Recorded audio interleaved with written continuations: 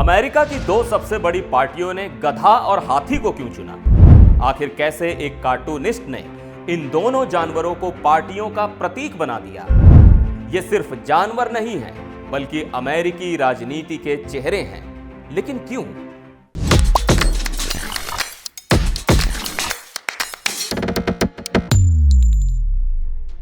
नमस्कार, मैं हूं सिद्धार्थ प्रकाश। अमेरिकी राजनीति का नाम सुनते ही दिमाग में डेमोक्रेट्स का गधा और रिपब्लिकन्स का हाथी क्यों आता है? लेकिन क्या कभी आपने सोचा है कि इन दोनों जानवरों को ही क्यों चुना गया? इस दिलचस्प कहानी की शुरुआत एक कार्टूनिस्ट के कुछ व्यंग्य भरे चित्रों से हुई थी, जिसने अमेरिकी राजनीति को हमेशा के लिए बदल दिया। यह कहानी है थॉमस नेस्ट की, जिनके कार्टूनों में जानवरों के प्रतीकों का इस्तेमाल हुआ और वो आज भी हर चुनाव में दिखाई देते हैं। तो चलिए आज आपको सुनाते हैं नेस्ट के गधे और हाथी की कहानी। 19वीं सदी के अमेरिका में थॉमस नेस्ट का नाम हर अखबार में गूंजता था। न्यूयॉर्क के इस महान कार्टूनिस्ट ने अपने व्यंग्य और कटाक्ष से अमेरिका की राजनीतिक व्यवस्था पर करारा प्रहार किया। उनका जन्म जर्मनी में हुआ था, लेकिन परिवार के साथ अमेरिका आने के बाद नेस्ट ने न्यूयॉर्क को ही अपना घर बना लिया। उन्होंने हार्पर्स वीकली नामक प्रसिद्ध अखबार के लिए कई कार्टून्स बनाए, जिनमें व्यंग्य और कला का अनोखा संगम था। नेस्ट का प्रमुख योगदान ये था कि उन्होंने चित्रों के माध्यम से लोगों को राजनीतिक मुद्दों की गहराई से जानकारी दी। उनके कार्टून्स ने लोगों को जागरूक किया और कुछ ऐसे प्रतीक बनाए जो आज भी जीवंत हैं। यह बात है एंड्रयू जैक्सन के जमाने की, जो कि 1828 में डेमोक्रेटिक पार्टी के राष्ट्रपति उम्मीदवार थे। अब जैक्सन साहब की बात करें तो ये एकदम अक्खड़ और दमदार इंसान थे। इनके विरोधियों ने चुनाव के दौरान इनका मजाक उड़ाने के लिए इन्हें जैकैस कह दिया, जो कि गधे का ही दूसरा नाम होता है। मतलब उन्हें बेवकूफ, जिद्दी और ना समझने वाला कहा गया। जैक्सन ने इसे अपमान मानने के बजाय इसे अपनाने का फैसला कर लिया। उन्होंने कहा कि हाँ, मैं जिद्दी हूं, अपनी बात पर अडिग रहता हूं और जनता के लिए खड़ा हूं। अब सोचा जाए तो जैक्सन ने इस गधा वाले नाम को न सिर्फ अपनाया, बल्कि इसे अपने प्रचार में इस्तेमाल भी किया। इसी वजह से गधा धीरे धीरे डेमोक्रेटिक पार्टी के प्रतीक के रूप में पहचान बनाने लगा। जैक्सन का मानना था कि गधा एक ऐसा जानवर है जो मेहनती, मजबूत और काम में जुटा रहने वाला होता है, ठीक वैसे ही जैसे वो खुद और उनकी पार्टी थी। अब वक्त के साथ डेमोक्रेट्स गधे को अपने प्रतीक के रूप में अपनाने लगे, लेकिन कार्टूनिस्ट थॉमस नेस्ट ने इसे पूरी तरह हिट बना दिया। थॉमस नेस्ट को अमेरिकी राजनीति के पहले बड़े कार्टूनिस्ट के तौर पर जाना जाता है। जो उन्होंने पेंसिल से बनाया वो लोगों की जुबान पर चढ़ गया। थॉमस नेस्ट को राजनीति में छुपी चालबाजियों, घोटालों और झूठ को उजागर करने में खासा मजा आता था। वो डेमोक्रेट्स की जिद और हठ धर्मिता को गधे के रूप में दिखाने लगे। उन्होंने अपने कार्टून्स में डेमोक्रेट्स को गधे के रूप में बार बार इस्तेमाल किया, खासकर तब जब वो रिपब्लिकन्स के कामों में अड़चने डाल रहे थे या उन्हें लेकर अफवाहें फैला रहे थे। इस तरह गधा डेमोक्रेट्स का मजाक उड़ाने के साथ साथ उनका पहचान चिन्ह भी बन गया। अब बात है 1874 की, और थॉमस नेस्ट का कार्टून है थर्ड टर्म पैनिक, जो अपने समय का एक बड़ा विवादास्पद और चर्चित कार्टून था। इस कार्टून में नेस्ट ने अमेरिकी राजनीति को एक मजेदार सर्कस की तरह पेश किया। जैसे ही आप इस कार्टून को देखेंगे, ऐसा लगेगा मानो आप किसी जंगल में पहुंच गए हैं, जहां हर जानवर राजनीति के अलग अलग पहलुओं का प्रतीक बनकर एक दूसरे से उलझ रहा है। अब आपको जानकर हैरानी होगी कि इस कार्टून में नेस्ट ने डेमोक्रेट्स को उनके सामान्य प्रतीक गधे के बजाय लोमड़ी के रूप में दिखाया, यानी एकदम चालाक, फुर्तीला और अपना मतलब साधने वाला। यहां लोमड़ी का मतलब सीधा है। डेमोक्रेटिक पार्टी कुछ अफवाहों और झूठी खबरों के जरिए रिपब्लिकन पार्टी में डर पैदा कर रही थी।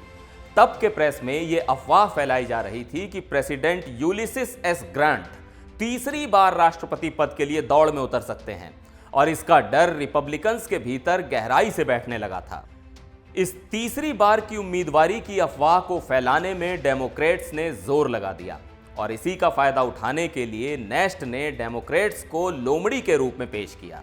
चालाकी से रिपब्लिकन्स के बीच भय और अफरा तफरी मचाते हुए। इस कार्टून का एक और दिलचस्प हिस्सा है न्यूयॉर्क हेराल्ड अखबार का रूप, जिसे नेस्ट ने शेर की खाल पहने एक गधे की तरह दिखाया। अब सोचिए ये कितना मजेदार कटाक्ष था। शेर का डर और रौब, लेकिन असल में वो था एक गधा। यानी ताकत और डर दिखाने की कोशिश कर रहा है, लेकिन असल में है कुछ नहीं। नेस्ट का ये तंज इस बात पर था कि न्यूयॉर्क हेराल्ड ने उन अफवाहों को बेवजह हवा दी थी जिससे डर का माहौल बना और रिपब्लिकन पार्टी को हिला दिया। अब आते हैं रिपब्लिकन्स पर, जिन्हें थॉमस नेस्ट ने इस कार्टून में पहली बार हाथी के रूप में दिखाया। यह हाथी दिखने में तो विशाल और शक्तिशाली था, लेकिन डर और अफवाहों में ऐसा घिरा हुआ था कि सीधे एक खाई में गिरने वाला था।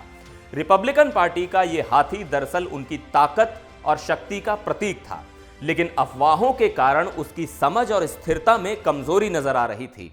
नेस्ट ने हाथी को रिपब्लिकन्स का प्रतीक बनाने में इसलिए दिलचस्पी दिखाई क्योंकि यह जानवर बड़ा, मजबूत और स्थिर माना जाता है, जो रिपब्लिकन्स पार्टी के ठीक शुरुआती स्वरूप को दर्शाता था। लेकिन अफवाहों के चलते यह भारी हाथी डगमगाने लगा था और किसी भी वक्त गिर सकता था। नेस्ट का यह कटाक्ष रिपब्लिकन पार्टी की उस कमजोर स्थिति को उजागर कर रहा था जब वो अफवाहों और विरोधियों के दांवपेच में फंस गई थी। थॉमस नेस्ट ने थर्ड टर्म पैनिक कार्टून में बारीक से बारीक डिटेल को इतने सटीक ढंग से दिखाया कि देखने वालों को यह सीधे अमेरिकी राजनीति का एक आईना लगने लगा। एक तरफ डेमोक्रेट्स की चालाक लोमड़ी जो रिपब्लिकन पार्टी में अफरा तफरी मचा रही थी, दूसरी तरफ शेर की खाल में गधा यानी न्यूयॉर्क हेराल्ड जो गलत खबरों के जरिए सारा तमाशा देख रहा था, और फिर वो विशालकाय रिपब्लिकन हाथी जो अपनी ही डरावनी सोच के कारण खाई में गिरने को तैयार था। यह कार्टून सिर्फ एक तस्वीर नहीं थी, बल्कि एक गहरा राजनीतिक संदेश थी। इसमें नेस्ट ने बता दिया था कि किस तरह मीडिया, अफवाहें और राजनीतिक पार्टियों के चाल चलन जनता को भ्रमित करते हैं। जनता को सतर्क रहने की सलाह दी गई थी कि वो न तो अफवाहों पर भरोसा करे, न ही ऐसे नेताओं पर जो सिर्फ डर और भ्रम का माहौल बनाने में लगे हों।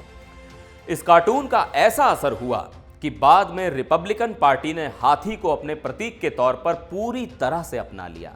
नेस्ट का यही तो कमाल था, वो एक कार्टून के जरिए ऐसी पहचान बना देते थे जो लोग हमेशा के लिए अपने दिल और दिमाग में बिठा लेते थे। नेस्ट के कार्टून ने सिर्फ एक कार्टून तक सीमित रहकर नहीं, बल्कि अमेरिकन पॉलिटिक्स की सोच और पहचान को ही बदल दिया। डेमोक्रेट्स के गधे ने पार्टी के जिद्दी और स्थिर स्वभाव को दिखाया, वहीं रिपब्लिकन्स का हाथी उनके साहस, शक्ति और स्थायित्व का प्रतीक बन गया। नेस्ट के कई अन्य कार्टून्स में गधा और हाथी का इस्तेमाल विभिन्न राजनीतिक संदर्भों में किया गया। इन कार्टून्स ने इन प्रतीकों को हर बार नए अर्थों में परिभाषित किया और लोगों को राजनीतिक मसलों पर सोचने का अवसर दिया। नेस्ट के योगदान को आज भी अमेरिकी इतिहास में अमर माना जाता है और उन्हें आधुनिक राजनीतिक कार्टूनिंग का जनक भी कहा जाता है। नेस्ट का जीवन आसान नहीं था, उन्हें कई बार आर्थिक कठिनाइयों का सामना करना पड़ा और जीवन के अंतिम दौर में एक गलत निवेश योजना में सारा पैसा गंवा बैठे। लेकिन आज भी उनके कार्टून, उनके बनाए गए प्रतीक चिन्ह और उनका काम जिंदा है। अमेरिका में चुनावी सीजन आते ही गधा और हाथी का प्रतीक हर जगह नजर आता है। ये प्रतीक अमेरिकी राजनीति की एक गहरी और सजीव कहानी बताते हैं। एनडीटीवी इंडिया पर आज के लिए बस इतना ही। फिलहाल मुझे दीजिए इजाजत।